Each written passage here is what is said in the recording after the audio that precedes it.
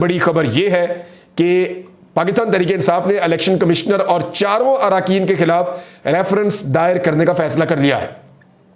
इससे पहले 3 अहम लोग जो पाकिस्तान तहरीक इंसाफ से हैं उन्होंने रेफरेंस दायर भी कर दिया, बाई डाक उन्होंने भिजवाया।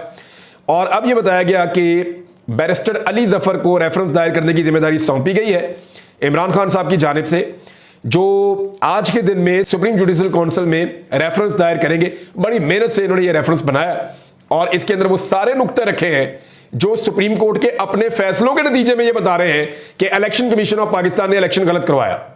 देखिए पीटीआई कर क्या रही है, वो बांध रही है पूरे निजाम को। ये बड़ा बारीक काम हो रहा है और ये सिर्फ उनको समझ आ रहा है जो सियासत को और हुकूमत को समझते हैं, या हुकूमत में और एस्टेब्लिशमेंट में जो दिमाग बैठे हुए उनको समझ आ रहा है कि पीटीआई कर क्या रही है। पीटीआई ने पहले एक फैसला लिया, उस फैसले के जरिए से मखसूस नशिस्तें ली और उस फैसले के अंदर बाकायदा जजेस ने यह कह दिया कि इलेक्शन कमीशन ऑफ पाकिस्तान ने पूरा इलेक्शन खराब कर दिया एक फैसले की गलत तशरीह करके। सुप्रीम कोर्ट के उस फैसले की रोशनी में वो इलेक्शन कमीशन ऑफ पाकिस्तान को बांधने जा रहे हैं।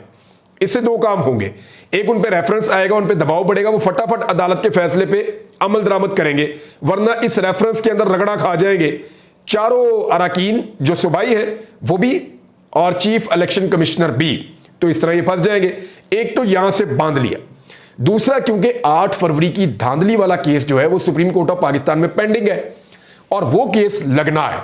आज नहीं लगेगा तो कादी साहब के जाने के फौरन बाद लग जाएगा, लेकिन जैसे ही वो केस समाअत के लिए मुकर्रर होगा और उसके लिए फुल कोर्ट बनेगा या कोई लार्जर कोर्ट का बड़ा बेंच बनेगा तो उसके अंदर ये फैक्ट भी रखे जाएंगे कि जनाब इनके खिलाफ तो रेफरेंस आया हुआ है, इन्होंने तो चोर बाजारी की हुई है और हमने रेफरेंस जो जमा कराया है वो सुप्रीम कोर्ट ऑफ पाकिस्तान के फैसलों के मुताबिक करवाया है और ये फैसले के मुताबिक उसके ऊपर अमल दरामद भी नहीं कर रहे थे, फिर डिले कर रहे थे।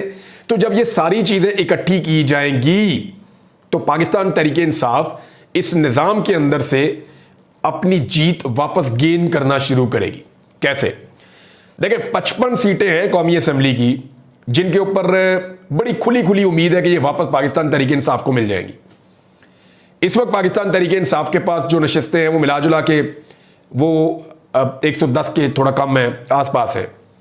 तो अगर उनको और सीटें मिल जाती हैं, यानी वो अगर 50 के करीब सीटें वापस लेते हैं तो याद रखिएगा उन्हें मखसूस नशिस्तें भी मिलेंगी इसके साथ ही। और जब उनको मजीद मखसूस नशिस्तें मिलेंगी तो वो फिर वफाक में हुकूमत बनाने के काबिल हो जाएंगे। एक ये सिचुएशन बड़ी परेशान कुन है हुकूमत के लिए। नंबर 2, पंजाब के अंदर इस वक्त 107 मेंबर हैं, 23 उनको मिलने जा रही हैं मखसूस नशिस्तें। जब इनको आप मिलाते हैं तो ये लगभग 130 हो जाती हैं। 186 की यहां पे नुमाइंदगी चाहिए होती है, तो 56 बाकी रह गई। पंजाब में जो चैलेंज हुई है वो सीटों की बहुत बड़ी तादाद है और पीटीआई के लोग ये कहते हैं 40 से 50 सीटें हम वापस ले सकते हैं। अगर वो इतनी सीटें वापस ले लेते हैं तो इसके साथ उनको 10 से 12 मखसूस नशिस्तें भी मिलेंगी। तो इस तरह पाकिस्तान तहरीक इंसाफ अपना सादा अक्सरियत का हदफ पंजाब में भी पूरा कर सकती है।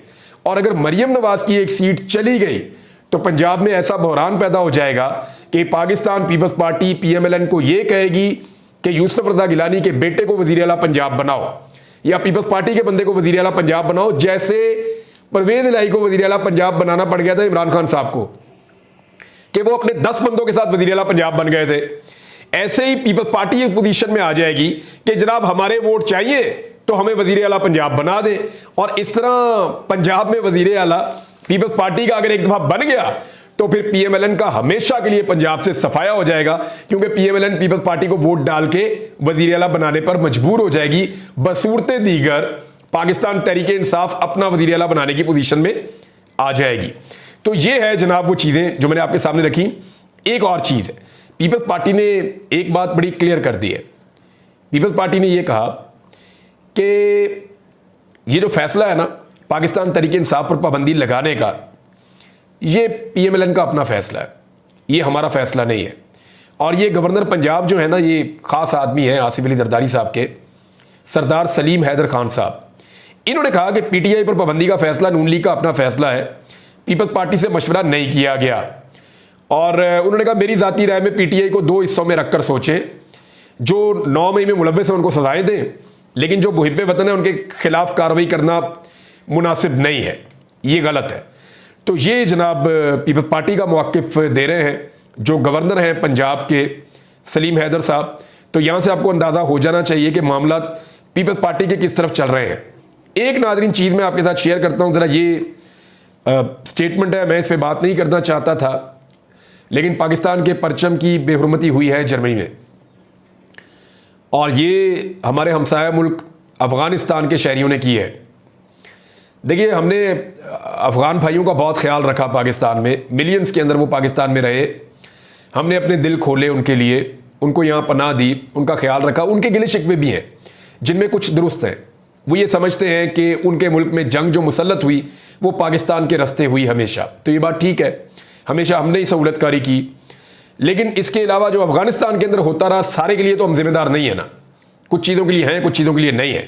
لیکن ہم نے افغانستان کے لیے دل بڑا بھی کیا, ان کے لوگوں کو سپورٹ بھی کیا. اب ایسے میں جو افغانی باشندے ہیں انہوں نے پاکستان کے پرچم کی بے حرمتی کی. پورا پاکستان اس معاملے پہ اکٹھا تھا. بہت کم ایسا موقع ہوتا ہے کہ ساری پولیٹیکل پارٹیز, ہر طرح کے مکتبہ فکر کے لوگ, الگ الگ قسم کے نظریات رکھنے والے لوگ, وہ سارے کہتے ہیں جی پاکستان کے پرچم کی بے حرمتی ہوئی, زیادتی ہوئی, یہ نہیں ہونا چاہیے تھا.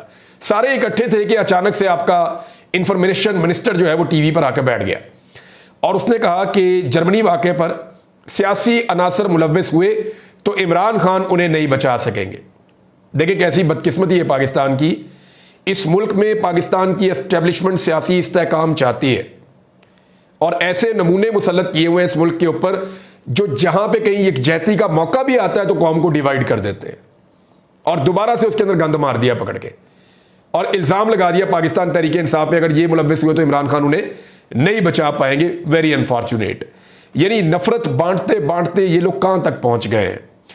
اسٹیبلشمنٹ کو ایسا لگتا تھا کہ جن لوگوں کو لا کر بٹھایا گیا ہے یہ پاکستان کے لیے بھی مسائل کم کریں گے اور اسٹیبلشمنٹ کے لیے بھی مسائل کم کریں گے. لیکن ہم نے یہ دیکھا کہ اب شدید مایوسی ہے.